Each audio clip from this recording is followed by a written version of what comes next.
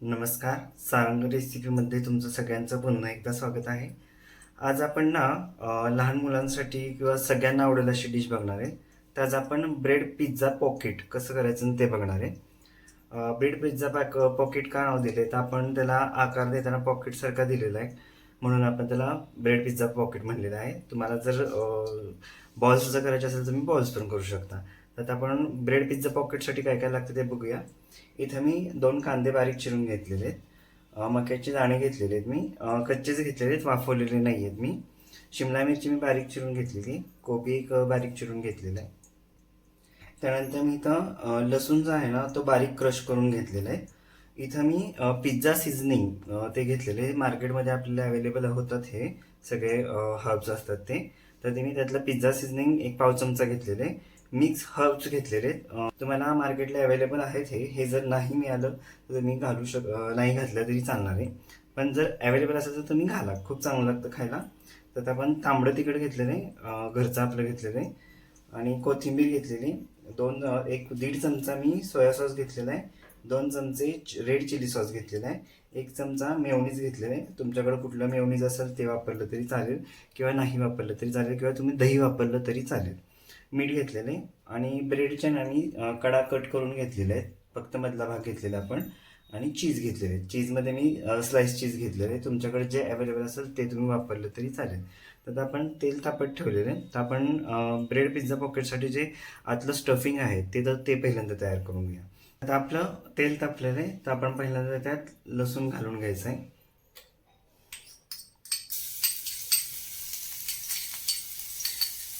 लसूण चांगला परतला की आपण त्याच्या भाज्या टाकून घ्यायच्या सगळ्या. त्यात आपण कांदा टाकून घेऊ. मी 2 छोटे कांदे घेतलेले बारीक चिरून. तुम्ही टॅमॅटो पण यूज करू शकता. तुम्हाला ज्या भाज्या अवेलेबल आहेत त्या तुम्ही वापरल्या तरी चालते. म्हणजे गाजर वापरा, बीट वापरा, मशरूम्स पण तुम्ही वापरू शकता यात. तर आपण कांदा थोडासा परतून घेऊया. तुम्ही तेलाऐवजी बटर जरी वापरलं तरी चालणार आहे. तुम्हाला आवडत असेल तर तुम्ही बटर यूज करा.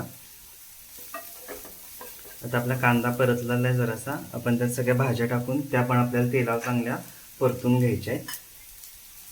आपण मक्याचे दाणे घेतलेले आहेत, शिमला मिरची घेतलेली.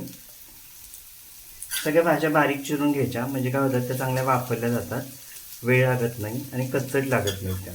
तर आपल्याला ह्या भाज्या आहेत ना तेलावर चांगल्या वाफलून घ्यायच्यात, परतून घ्यायच्यात. तर आपण ते पहिल्यांदा 1-10 मिनटं चांगल्या भाज्या वाफलून घेऊया. तर आता आपण एक 5-10 मिनटं सगळ्या भाज्या वाफलून घेतलेल्या आहेत. त्याचं झाकण काढून आपण बघू त्या वाफरल्यात का. बघा आपल्या भाज्या चांगल्या वाफरल्या आहेत. तर आता आपण त्यात सगळे उरलेले सॉस आहे ते सगळे टाकून घ्या. गॅस बारीक करायचा आपल्याला, नाही तर काय होईल आपले सॉस आहे ते करपत. आता आपण त्यात हे पिझ्झा सीझनिंग जे घेतलेले ते थोडंसं टाकायचं आहे. मिक्स हर्ब्स जे घेतलेले आहेत ते टाकायचे. पाव चमचा मी दोन्ही घेतलेले. लाल तिखट तुमच्या तिखट जसं खाणार आहेत त्या पद्धतीने तुम्ही घ्या. कोथिंबीर,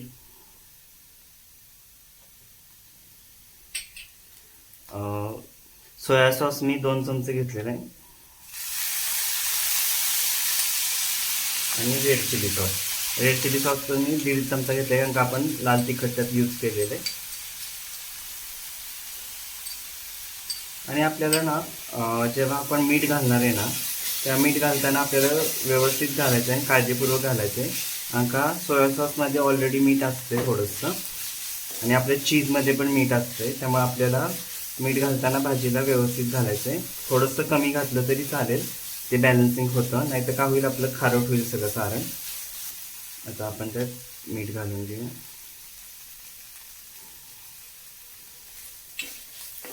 आवश्यकतेनुसार मीठ. आता आपली भाजी ऑलमोस्ट सगळी तयार आहे व्यवस्थित.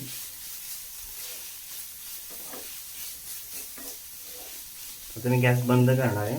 आणि हे सारण थंड झालं की मग मी मेयोनीज त्यात टाकणार आहे. म्हणजे आपण जेव्हा पॉकेट तयार करायला घेऊ तेव्हा आपण त्यात मेयोनीज टाकायचं. आता आपण काय करायचं आहे, ब्रेड जो घेतलेला आहे तो पाण्यात भिजवून घ्यायचा. जर ताजा ब्रेड असेल तर तुम्ही लाटून घ्या. जरासं तुमचं जर कडक ब्रेड असेल तर पाण्यात भिजवून घ्या. पाण्यात भिजवला की तो व्यवस्थित मिटवला जातं आपल्याला. पूर्ण पिळून घ्यायचा आपल्याला तो. कुठेही पाणी ठेवायचं नाही त्यात. आपण जेव्हा ब्रेड रोल करतो ना, ब्रेड रोलला कसं आपण पाण्यात भिजवून घेतो त्या पद्धतीने आपल्याला भिजवून घ्यायचं आहे. आता आपण त्यात भाजी स्टफ करूया. तुम्हाला थोडी थोडीच भाजी स्टफ करायची, नाही तर काय होईल आपल्याला पॉकेट तो बंद करता येणार नाही. आणि आपल्या चीज स्लाइस आहे ना, त्याचा तुकडा असं फोल्ड करायचा आणि त्यात तसं ठेवून द्यायचं.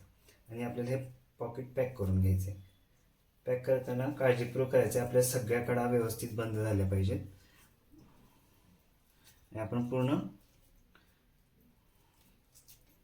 हातात प्रेस करून त्याला असा पॉकेटसारखा आकार देणार आहे. तर आपण असे पहिल्यांदा सगळे पॉकेट तयार करून घेऊया, मग आपण ते डीप फ्राय करूया.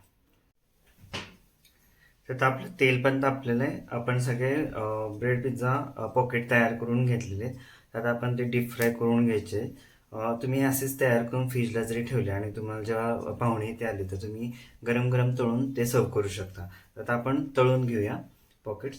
आपल्याला तळायच्या आधी आपण पहिल्यांदा त्यांना परत एकदा प्रेस करायचे, म्हणजे जेणेकरून काय होईल, कुठं जर राहिले असतील ओपन तर ते बंद होतील. तर आपण एक एक पॉकेट चांगला गोल्डन ब्राऊन होतोपर्यंत, क्रिस्पी होतोपर्यंत तळून घ्यायचं आपल्याला. आणि मीडियम फ्लेमवरतीच तळायचे, हाय फ्लेमवरती तळायचे नाही, नाही तर काय होईल, ते वर्ण कुक होतील, करपतील. आपल्याला तसे नको आहे. आपल्याला आतपर्यंत चीज मेल्ट होईल इथपर्यंत आपल्याला ते तळून घ्यायचे.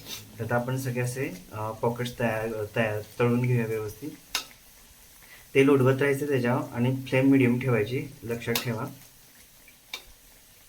बघा आपला पॉकेट कुठेही फुटलेला नाही आहे, व्यवस्थित तो चिटकलेला आहे.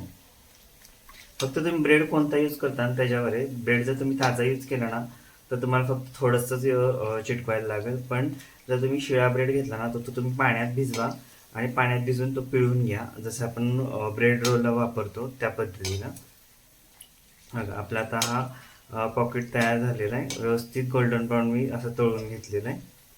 तर आता आपण असे सगळे पॉकेट्स तळून घेऊया व्यवस्थित आणि मग आपण ते खाण्यासाठी सर्व करूया.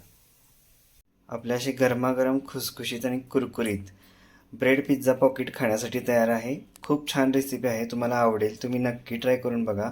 तुम्हाला ज्या भाज्या आवडतील तुम्ही त्यात ॲड करा त्या, आणि मी जे सांगितले त्या पद्धतीने तुम्ही करा. जर तुम्हाला ही माझी ब्रेड पिझ्झा पॉकेटची रेसिपी आवडली असेल तर रेसिपी माझी लाईक करा, ती सबस्क्राईब करा माझ्या चॅनलला. जे अजूनही माझ्या चॅनलला व्हिजिट केलेली आहे पण ज्यांनी सबस्क्राईब केलेलं नाही त्यांनी सबस्क्राईब करा. आणि जास्तीत जास्त लोकांपर्यंत रेसिपी माझ्या पोचवा तुम्ही. तुम्हाला ही रेसिपी आवडेल. खूप सगळ्यांना आवडण्यासारखी रेसिपी आहे, लहानांपासून मोठ्यांपर्यंत. तुम्ही नक्की ट्राय करून बघा, तुम्हाला आवडेल. आणि मला कमेंट्समध्ये सांगा ती कशी झालेली. आपण परत पुन्हा भेटू अशाच एका वेगवेगळ्या रेसिपीबरोबर. धन्यवाद.